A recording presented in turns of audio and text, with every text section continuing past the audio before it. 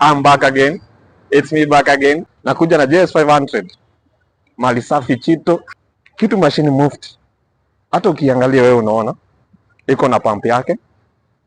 Maji inaingia pale.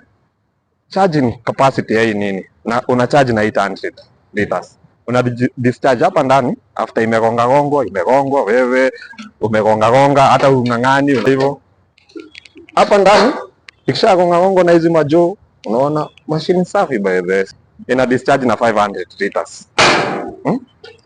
As in, it's a 3-phase motor. As in, inakuja pale kwa site. Na assume unajenga apartment uko pale Kilimani.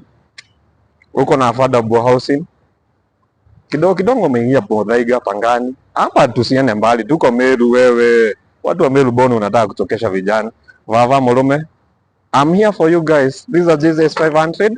I'm giving you at an offer of 1.2 exclusive of that. Kupatia machine mzuri. Spare part niko nazo hapa. Wacha wewe mulo. To the perfect.